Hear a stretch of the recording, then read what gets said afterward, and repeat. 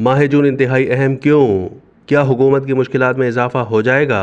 मुल्क की मईशत और तरक्की की कोशिशों को कौन सबुदास करना चाहता है? ये लोग किन बैरूनी कुव्वतों के आलाकार हैं? कॉलम निगार ऐसे जाहिद लिखते हैं कि मुल्क की सूरत हाल के हवाले से जून का रवां महीना निहायत अहम है। इसी महीने आइंदा माली साल का बजट आ रहा है, जबकि आला अदलिया में ज़ेर समात बाज़ अहम केसेस के फैसले आने की भी उम्मीद है और बाज़ केसेस में पेशरफ्त हो सकती है। बजट के बाद IMF की तरफ से रद्द-ए-अमल और शराइत में मज़ीद सख्ती पर भी जोर देने और डू मोर कहने का भी इम्कान है। इस तमाम सूरत हाल के असरात जून के बाद नुमायाँ होना शुरू हो सकते हैं।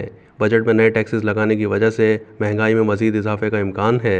माह जुलाई में बारिशों और ग्लेशियर्स के पिघलने की वजह से ख़तरनाक सैलाबों का खदशा भी नज़रअंदाज नहीं करना चाहिए। अगर मौजूदा सियासी सूरत हाल जारी रहती है तो जून के आखिरी हफ्ते से हुकूमत के खिलाफ एहतजाजी तहरीकों में तेज़ी आ सकती है, जिनमें दीगर बातों के अलावा महंगाई को खुसूसी तौर पर बयानिए में शामिल किया जा सकता है। अलगर्ज जून के बाद हुकूमत की मुश्किलात में बतदरीज इजाफा होता नज़र आ रहा है। साल 2025 में हालात की तब्दीली नज़र आ रही है जो मायना खेज हो सकती है। मुल्क की सियासी और माशी सूरत हाल पर नज़र डालें तो ये वाज़े नज़र आता है कि SIFC के ज़रिए मुल्क की मईशत बेहतरी की तरफ बढ़ रही है, लेकिन बदकिस्मती से कुछ लोग अपने मफादात के हुसूल और आना की तस्कीन मुल्की मफादात पर मुकद्दम समझते हैं। एक तरफ मुहिबान वतन मुल्की मईशत और तरक्की के लिए दिन रात कोशां हैं, तो दूसरी तरफ कुछ लोग इन कोशिशों को सबूतास करने के लिए सरगर्दा हैं। इसे वतन को तरक्की की तरफ ले जाने वालों और मुल्क में फसाद फैलाने और बेयकीनी की फ़िज़ा पैदा करने वालों के दरमियान मार्का आराई कहना बेजा ना होगा। इसके साथ साथ ये बात भी निहायत अहम और काबिल तवज्जो है कि इससे पहले कि खुदा न ख्वास्ता कोई बड़ा नुकसान हो जाए, अब इस घड़ी अहम फैसला करना नागुज़ीर होता जा रहा है। मुल्क को दरपेश माशी मुश्किलात का सामना नामुमकिन बिल्कुल नहीं, लेकिन इसके लिए मुल्क में अनारकी पैदा करके बेहतरी की कोशिशों को बर्बाद करने वालों का मुहासबा निहायत ज़रूरी है।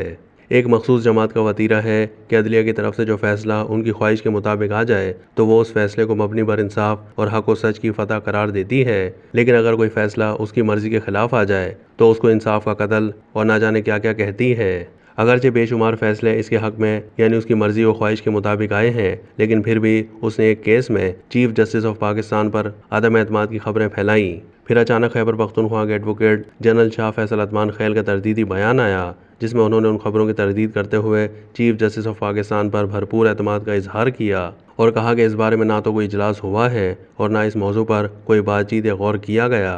अगरचे तर्जुमान PTI कुछ और कहते हैं। इसमें कोई शक नहीं कि अदलिया की तरफ से आने वाले फैसले कानून के मुताबिक होते हैं, लेकिन बाज़ फैसलों के माबाद असरात से ज़ाहिर हो जाता है कि कहीं कोई गलती ज़रूर हुई है। उम्मीद नहीं बल्कि यकीन है कि अदलिया आइंदा भी आईन और कानून के मुताबिक फ़ैसले करेगी। ये बात समझ से बाला है कि बाज़ मफाद परस्तों के हर बयान और तकरीर में इस्टेब्लिशमेंट ही निशाना क्यों होती है और उनकी ख्वाहिशात की तकमील ना होने का ज़िम्मेदार वो आला फ़ौजी क़यादत को क्यों समझते हैं। अंदाज़ा करें कि जब मुल्क के सिपह सालार को कौम का बाप कहा था और बाद में जब आइनी तरीके से उनके हाथ से इक़्तिदार चला गया तो उसी सिपह सालार को नामुनासिब अलक़ाबात के साथ बदतमीज़ी से याद करने लगे।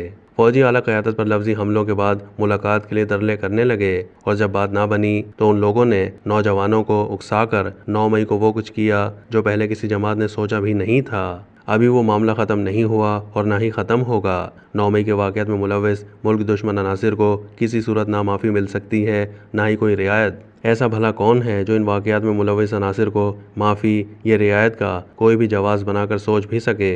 लेकिन कौम को बयानात, कॉन्फ्रेंसेस और प्रेस ब्रीफिंग्स नहीं, अमली कार्रवाई चाहिए। शोहदा के अहले खाना सरापा सवाल है कि क्या उनके प्यारों ने इसलिए मुल्क की खातिर अपनी जानों के नजराने पेश किए थे कि चंद शर पसंद अनासिर बाकायदा मनसूबाबंदी से उनकी यादगारों की इस तरह बेहुरमती करें और वो फिर भी कानून की गिरफ्त से आज़ाद हों, और बजाय इसके कि उनको उनके मास्टर माइंड और सहूलतकारों को इबरतनाक सज़ाएं मिल दी वो दंदनाते फिरें और ओहदों पर फाइज हों और उनको इबरतनाक अंजाम तक पहुँचाने के ज़िम्मेदार इदारे खामोश तमाशाई बने रहें। चूँकि 9 मई के वाक़यात में मुलव्वस अनासिर जिनके सबूत, वीडियोज़ और ऑडियोज़ मौजूद हैं, उनके केस कानून के घन चक्कर, नामुकम्मल चालानों, हुकूमत और मुताल्लिकीन की अदम तवज्जो या सुस्त रवि की वजह से ताख़ीर और तारीखों के जाल में फंसे हुए हैं। बेगुनाह करार देने वाले लोग तो घरों को जा चुके हैं, लेकिन गुनहगारों का ताहाल तयन ही नहीं हो सका।